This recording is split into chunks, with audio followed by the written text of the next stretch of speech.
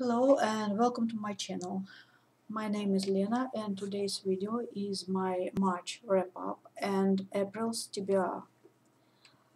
I participated in Middlemarch March. I suppose it was a read-along hosted by Jennifer from Insert Literary Pun here. I'll leave all the links down in the info box. We read Middlemarch by George Eliot, and it was the only book I finished in March. It actually took me the whole March and several days of April. And I liked this book very much. It's about several families living in fictional small town called Middlemarch, and the thing that I found a bit unrealistic is the fact that several girls are allowed to choose their husbands by themselves. So these husbands are not chosen for them by their families. I think that at Victorian age that wasn't possible, but nevertheless it took place in Middlemarch. Of course, these girls are choosing their husbands for all the wrong reasons. Of course, they cannot assess or appreciate the characters of their husbands, future husbands. They cannot see them with practical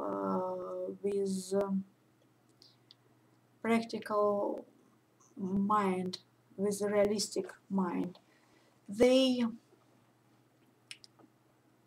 gave their future husband some traits they do not possess. They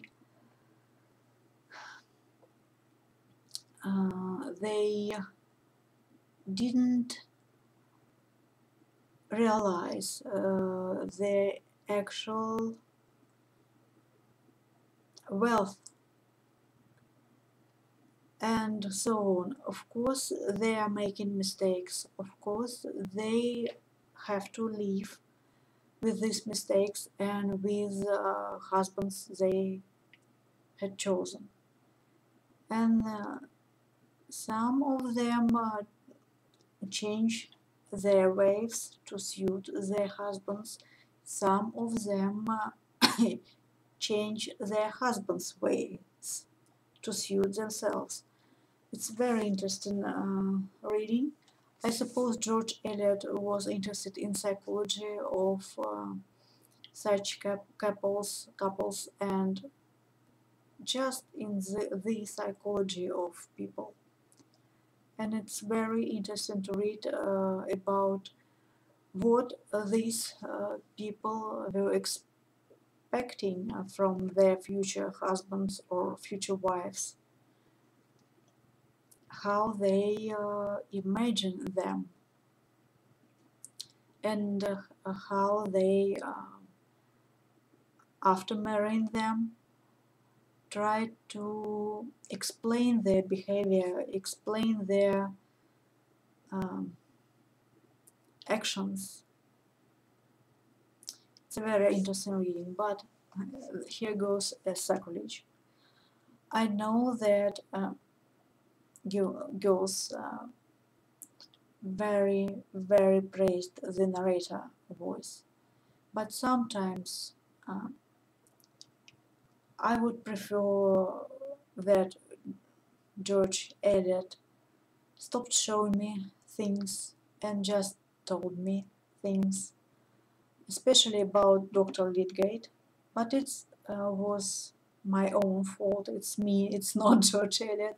I didn't like Dr. Lydgate from the very beginning. because he was arrogant, he didn't treat people with the respect they deserved, especially young women who are not beautiful. Um, Eventually, I warmed up to him because I was feeling sorry for him, but I still wasn't interested in his affairs, in his practice, in the fact that he was losing his clients and he was losing so much needed money. The pace of the narration, of course, is very slow. It's some sort of Santa Barbara. It's a soap opera, but it's very, very interesting and very, very pleasant. And I would advise you to read it. Well, I wasn't able to read the book I needed to finish in March for my Goodreads book club. I will not entertained. It's not my book club. Devon started it, but I am participating, and I needed to read Throne of Glass by Sarah J. Maas, and that's the book I will be reading in April. I have already started it. I am 4 chapters in, and so far I do not enjoy it because it is about a ruthless assassin who is actually a 18-year-old girl. Well, apparently, the author herself was 16, I suppose, at the time the book, the first draft was written. And as every 16-year-old girl, I suppose that she thought that people die from old age at about 28. So it's 18-year-old girl who is nevertheless a ruthless assassin, and who survived in salt mines for a year, where strong men usually die during first months, I suppose. And this character, this person, had nothing to do with the girl herself, with this Selena, because she is bubbly, she's a girl, and I kind of like her, but the most I can see in her is an adventurer and probably a thief who can handle some weapons, not the ruthless assassin. Well, but we will see.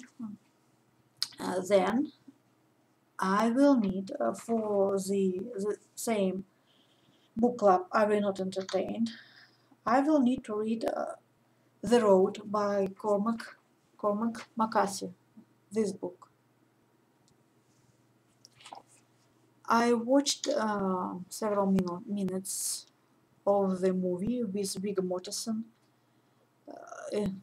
from the middle of the movie, and I had a feeling that my heart will be broken and that I will be miserable, and I didn't watch it. I stopped watching it, and I decided that I would never read the book, but I'm going to read it this April.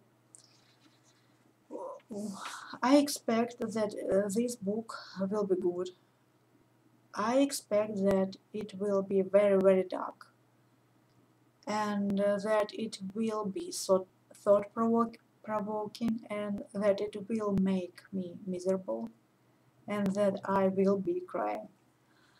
Well, we will see. And I went to the library today, and I had decided not to take only one book, because I take too much books from the library, and I cannot read the books I'm buying, the books that were on my TBR for ages, and I decided to take only one book, but I took two. First one, Brideshead Revisited by Evelyn Waugh. This book was some sort of recommendation from Steve Donoghue. I do not remember what video it was, but he was telling that he always buys this book second hand and cheap, and he always recommends it to people, and he always gives it away to people, and they like it. They like it.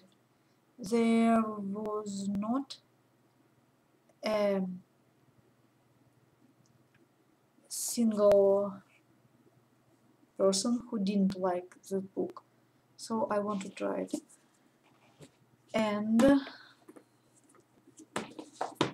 I also took Elizabeth Peters' Borrowed, I suppose it's called, Crocodile on the Sandbank. It's the first book in her Whodunits series.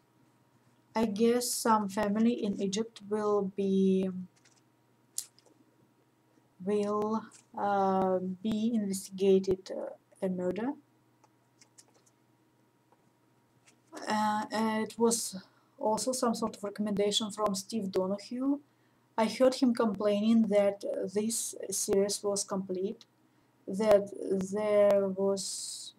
there wouldn't be any new books, and he was very, very sad about it. I forgot to mention the book that I have already almost finished.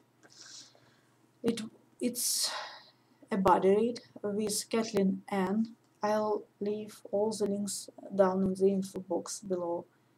And it's Maeve, Binchy, Mind and Frankie. I have almost finished it. And I think I'll make a separate video on 3 books by Maeve Binchy I have read. This one I like the least. I also started a book in Russian. It's The Unkers by Aleksandr Kuprin.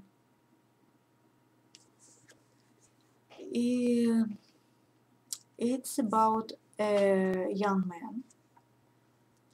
He recollects the time when he was a cadet in, let's say, a military college. And he remembers the time when he was accused unjustly, and he remembers his first love. It's very touching. It's kind of very, very boyish. It really is. It really does sound like 17-year-old boy speaking. It's very touching, and I think I just